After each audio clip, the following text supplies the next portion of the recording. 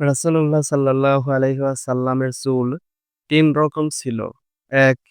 তার কাঁধ পর্যন্ত প্রলম্বিত ছিল। ২. কানের লতি পর্যন্ত প্রলম্বিত ছিল। ৩.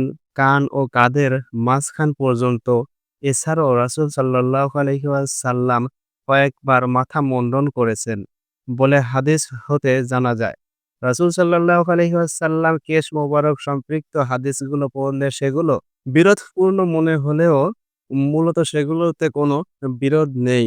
কারণ চুল বর্ধনশীল বস্তু, সুতরাং রাসূল সাল্লাল্লাহু আলাইহি ওয়াসাল্লামকে যে যেমন দেখেছেন তিনি তেমনই বর্ণনা করেছেন।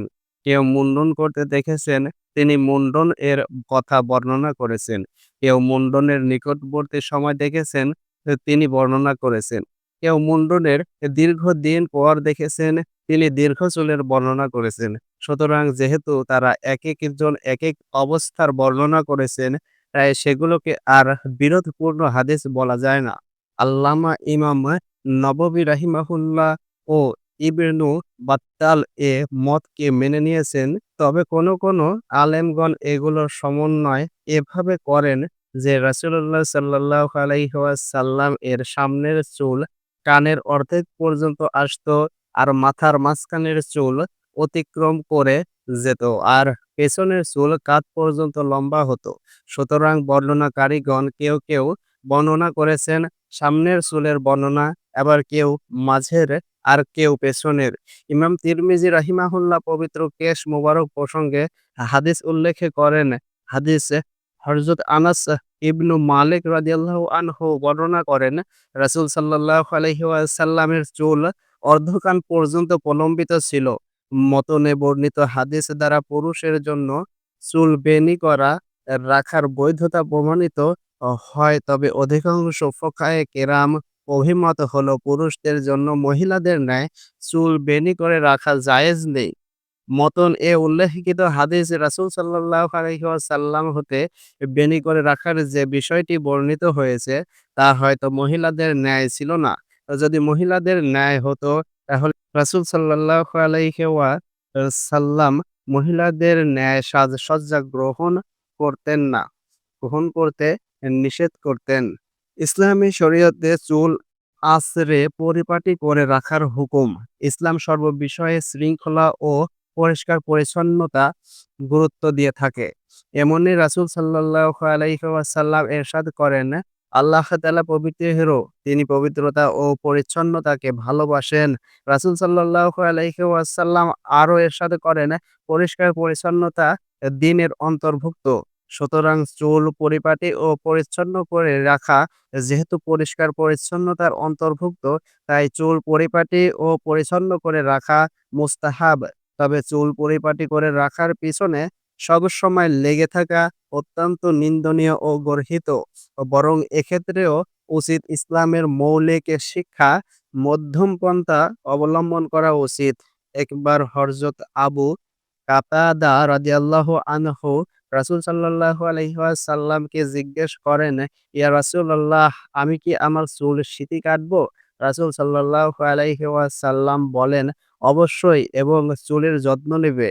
রাসূলুল্লাহ সাল্লাল্লাহু আলাইহি ওয়াসাল্লাম এর উক্ত নির্দেশের পর হতে দেখা যেত আবু কাতাদা রাদিয়াল্লাহু আনহু দৈনিক ২ বার মাথায় তেল দিতেন। আরেক বর্ণনায় এসেছে রাসূলুল্লাহ সাল্লাল্লাহু আলাইহি ওয়াসাল্লাম একবার মসজিদে নববীতে বসেছিলেন। এমন সময় এলোমেলো চুল দাড়ি বিশিষ্ট এক ব্যক্তি উপস্থিত হলো। রাসূলুল্লাহ সাল্লাল্লাহু আলাইহি ওয়াসাল্লাম তাকে হাতের ইশারায় চুল দাড়ি ঠিক করে আসতে বললেন। লোকটি ফিরে গিয়ে চুল দাড়ি ঠিক করে আসলো। রাসূলুল্লাহ সাল্লাল্লাহু আলাইহি ওয়াসাল্লাম তখন ইরশাদ করেন, তোমাদেরকেও শয়তানের ন্যায় এলোমেলো চুল নিয়ে আসার তুলনায় এভাবে আসা কি উত্তম নয়? রাসূলুল্লাহ সাল্লাল্লাহু আলাইহি ওয়াসাল্লামের চুল কি সাদা হয়েছিল? উক্ত অধ্যায়ে বর্ণিত হাদিসের দ্বারা প্রমাণিত হয় রাসূলুল্লাহ সাল্লাল্লাহু আলাইহি ওয়াসাল্লামের কয়েক গাছি চুল সাদা ছিল। তবে মুস্তাদরাকে হাকিমে বর্ণিত আয়েশা রাদিয়াল্লাহু আনহার হাদিস দ্বারা প্রমাণিত হয় রাসূলুল্লাহ সাল্লাল্লাহু আলাইহি ওয়াসাল্লামের চুল সাদা হয়নি। হযরত আয়েশা রাদিয়াল্লাহু আনহা বলেন, রাসূলুল্লাহ সাল্লাল্লাহু আলাইহি ওয়াসাল্লামকে কোনো সাদা চুল বিকৃত করেনি। হাদিসের উক্ত দ্বন্দ্ব সমাধানে ওলামায়ে কেরাম বলেন, রাসূলুল্লাহ সাল্লাল্লাহু আলাইহি ওয়াসাল্লামকে সাদা চুলে বিকৃত করেনি অর্থ হলো তার সৌন্দর্যতায় কোনো বিকৃত ঘটায়নি। এই হাদিসে বলা হয়েছে রাসূলুল্লাহ সাল্লাল্লাহু আলাইহি ওয়াসাল্লাম উভয় কানের পাশে কয়েক গাছি চুল সাদা ছিল। বুখারী শরীফের এক বর্ণনায় হযরত আব্দুল্লাহ ইবনে ও বসর রাদিয়াল্লাহু আনহু বলেন, রাসূলুল্লাহ সাল্লাল্লাহু আলাইহি ওয়াসাল্লামের কয়েকটি দাড়ি সাদা ছিল। মুসলিম শরীফের এক বর্ণনায় জানা যায় রাসূলুল্লাহ সাল্লাল্লাহু আলাইহি ওয়াসাল্লামের কয়েকটি দাড়ি সাদা ছিল। হযরত জাবির সামুরা বলেন, রাসূল সাল্লাল্লাহু আলাইহি ওয়াসাল্লামের দাড়িতেও মাথার অগ্রভাগে কয়েকটি চুল সাদা হয়েছিল। আবার কোন বর্ণনায় আছে রাসূলুল্লাহ সাল্লাল্লাহু আলাইহি ওয়াসাল্লামের মাথার মাঝখানে কয়েকটি চুল সাদা ছিল। এসব বর্ণনা একত্রিত করলে বোঝা যায় রাসূল সাল্লাল্লাহু আলাইহি ওয়াসাল্লামের কিছু চুল সাদা হয়েছিল, এর কিছু দাড়িতে আবার কিছু ছিল মাথায়। হযরত ইবনু হাজার আসকালানি রাদিয়াল্লাহু আনহু বলেন, সবগুলো বর্ণনা মুসলিম শরীফে বর্ণিত।